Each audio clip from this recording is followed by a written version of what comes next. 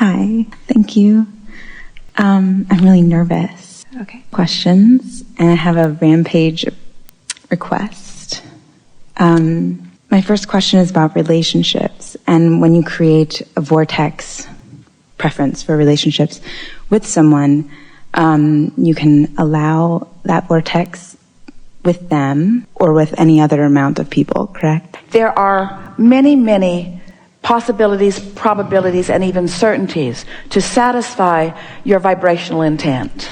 Yes. So one of my questions about relationships is there the path of least resistance is sometimes... That really is the only conversation that is necessary to have relative to the subject of relationships, because it's a path of least resistance thing, because you've already created the relationship. Now it's just a matter of you getting out of the way of it in the precise ways to bring you the relationship that's most active in your vibration. In other words, do you know that we're going to let you talk in a minute. Do you know that the path of least resistance really is the path that you've most practiced? Now think about that. The path of least resistance is the path that you've most practiced, because the path that you've most practiced is the path of your most momentum, and therefore of your most attraction. Can you wrap your thoughts around that? So the question that you want to ask yourself is, am I practicing the path to what I want, or am I just practicing the path that's the easiest to practice? It's easier in your human environment to find people to complain with you about one thing or another. It's easy to practice complaining because they're everywhere. So it's really easy to practice complaining. And therefore make that path the path of least resistance through which other things to complain about make their way steadily, effectively, and swiftly to you. Yes.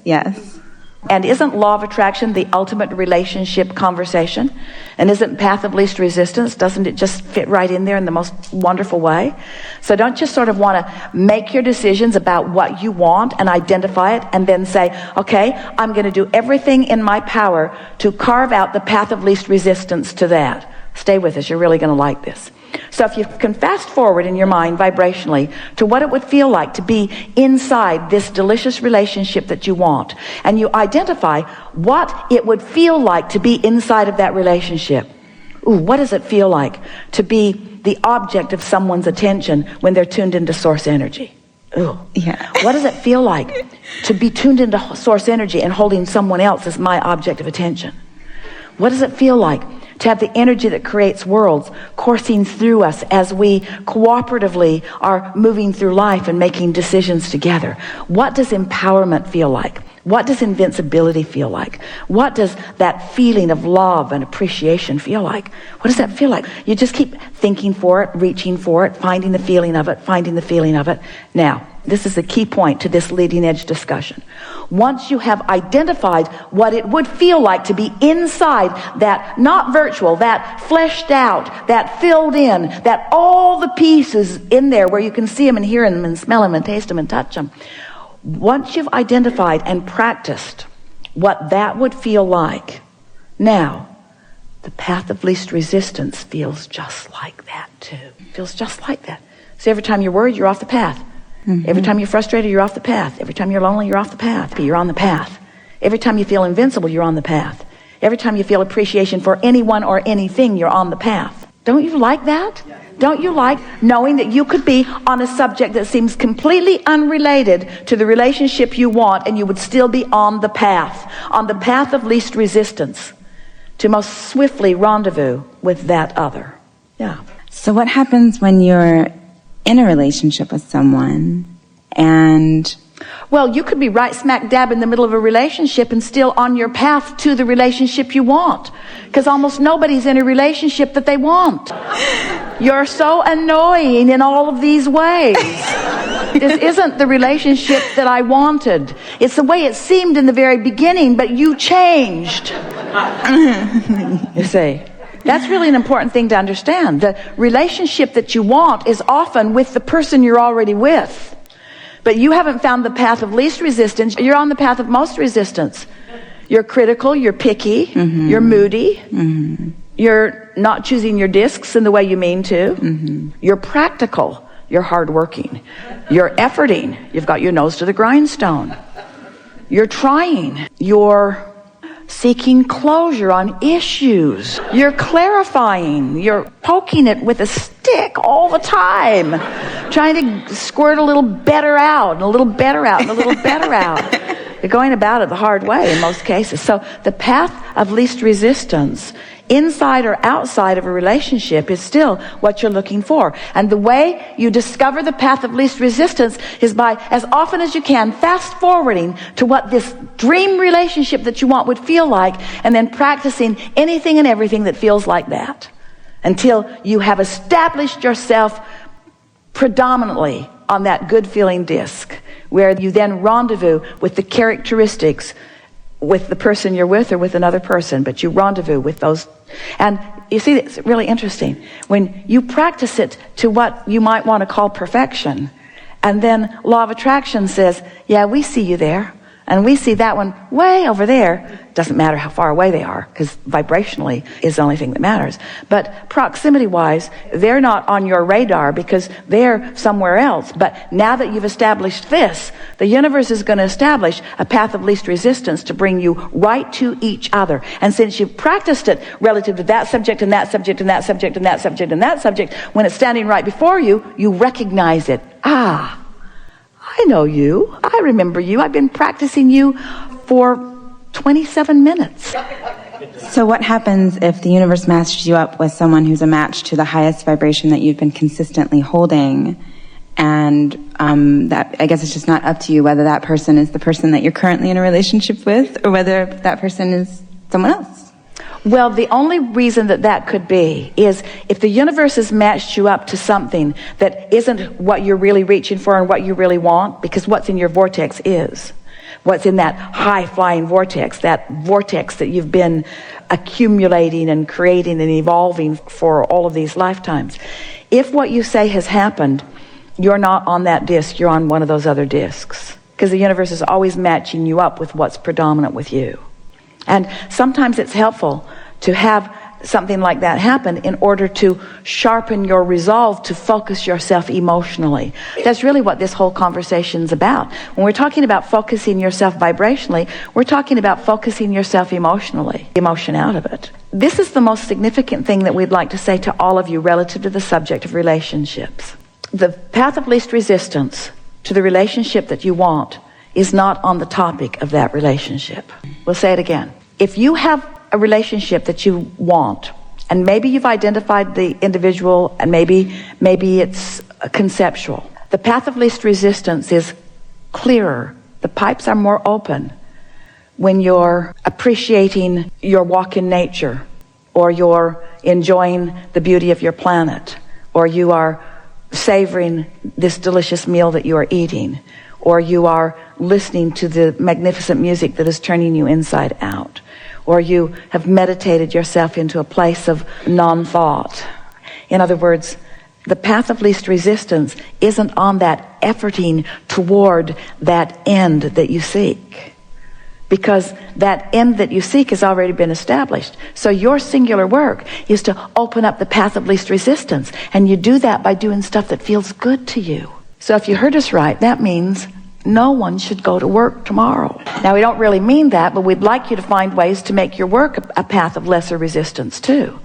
But anything that is causing you to bind up, to clog up, to slow down, to complain, anything that's evoking conversation from you that doesn't feel good to you while you're speaking it, those are indicators that you've got your path of least resistance clogged up with other things. And you don't need to do that. That's the thing that's so interesting. You don't need to do that.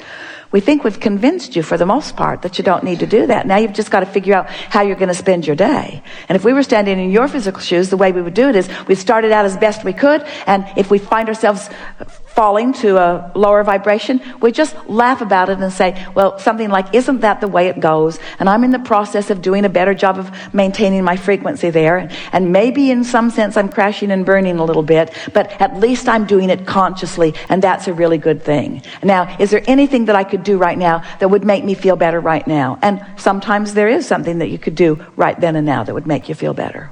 What if it's that you want to be, that it's easier to get in the vortex when you're alone? But then that rocks the boat in terms of the relationship, saying like, I'll call you in. Well, the fact of it is, if you understand what we've been saying here today, then you could, in your most loving terms, say to your partner, I love you so much that I'm not going to spend any time with you today. Yes. Because I'm tuning myself to being my best. Yeah. Relative to everything. And now there are other ways of saying that. You put me on lower disc because it's not good for us. Right. Or I fly higher when I'm not with you. Right. Or when I first met you, it looked like we were going to fly high, but now I've gotten to know you. My mind isn't strong enough to overcome the reality of you.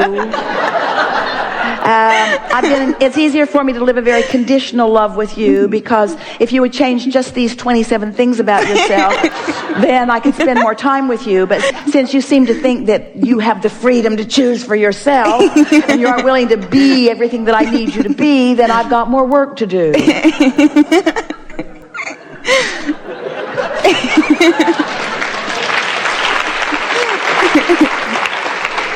Or you could say, you could say all of those things, and then don't say any of those things. Don't say any of those things, but you've been thinking a lot of those things. Or you could say, it is my powerful intention to be in the highest alignment as I move into our relationship. And you make it easy for me at some times and not so easy at others, but ultimately I don't want to make it about you. I want to make it about me. So I'm just going to tune myself as best I can so we can have the most fun that we can have. And most others would like hearing that from you, because the opposite is what they're usually hearing. You need to do something different than what you're doing so that I can feel better. And believe me, you want me to feel better. That's mostly what people are saying. Where what you want to say is, believe me, you want me to feel better, and I'm taking complete responsibility for me feeling better. And it'll be better for you if just me and me goes off and does that for a little while. Yeah. Yeah. That's basically what you're saying. Excellent. Yeah. Can I ask more? Yeah. Okay.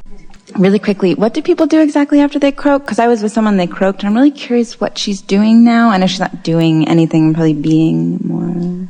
Well, this is a really long conversation. Yeah. This is a really long conversation. But we'll give you the speedy, absolute explanation of what those consciousnesses do once they reemerge back into non-physical. First, they get right up here really, really fast, which means most of what you're doing isn't of interest to them. Because as you're roaming around on any of those other discs, now it doesn't mean that they don't recognize you and know you, because every time you know what you don't want and know what you do want, you send off a rocket which they become a vibrational match to. So the separation between you and them is not about them, it's about you. But this is for sure. They are never, ever, ever, ever, ever, ever, ever getting back together. Well, that's Taylor Swift. Well, it's sort of the same as Taylor Swift's song. I'm never, ever, ever, ever, ever, ever, ever getting back together with you, not ever. It's sort of like that, unless you join me up here. Yeah. I'm not coming down there where you are. Right. Is what they're loving. Yes. What their loving intention is. They're not going to join you there, but they are aware of you all the time and watching for opportunities. And in little cracks of lesser and lesser resistance, you feel them, you recognize them, you hear something that they're saying, or it really can be some of the most dynamic relationshiping that ever goes on. And when you find that higher frequency and you maintain it consistently, now there's no separation often, a lot of the time, between where they are and where you are. And now, with that broader perspective, having just been in a relationship with you where they know what you're doing and what's of interest to you, they can add specifics to the work that is now yours from that broader perspective. It's a huge advantage. It's a huge advantage. Cool. Thank you. Yes, indeed. More? We're done with you. It's been really, really wonderful, but we think we've experienced the very best of it already. Okay. Yeah. Thank you.